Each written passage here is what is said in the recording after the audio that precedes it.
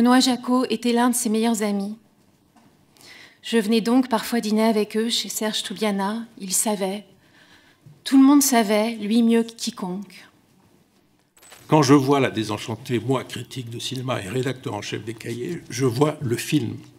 Je ne sais pas, je ne peux pas connaître, nous ne pouvions pas connaître les relations intimes entre un metteur en scène, son actrice. Okay. Que ce soit Benoît Jacquot et Judith Godrèche, Jacques Doyon et les femmes de sa vie, il y en a plusieurs, je crois.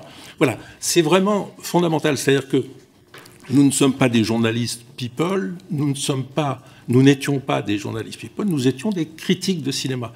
Je sortais hier d'un rendez-vous créatif pour parler d'un projet qui me tient à cœur quand je découvre une vingtaine de messages sur mon téléphone. Ils disent tous plus ou moins la même chose. Serge Toubiana, ancien directeur des Cahiers du cinéma, ancien directeur de la Cinémathèque et d'Unifrance, est entendu en ce moment par votre commission et il vient de mentir sous serment, de dire qu'il ne savait rien de ma relation avec Benoît Jacquot. Pourtant, Benoît Jacquot était l'un de ses meilleurs amis. Je venais donc parfois dîner avec eux chez Serge Toubiana. Il savait. Tout le monde savait, lui mieux que quiconque.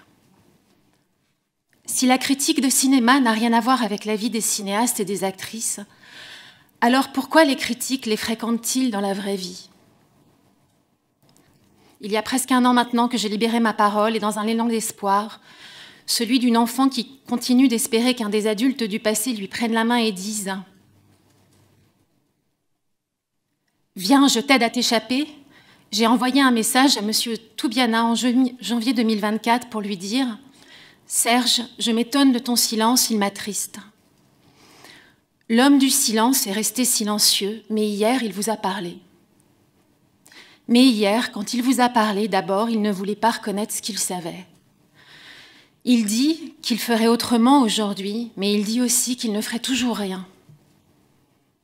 Pourtant, abuser d'une mineure, ce n'est pas une question de vie privée, ce n'est pas une affaire de morale, c'est un problème légal. Si je vous raconte cela, c'est parce que nous sommes tellement nombreuses, je pense, à espérer que le grand-oncle de la famille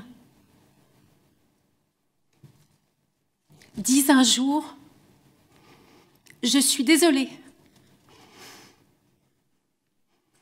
J'étais là, je me suis tue et j'en suis désolée. »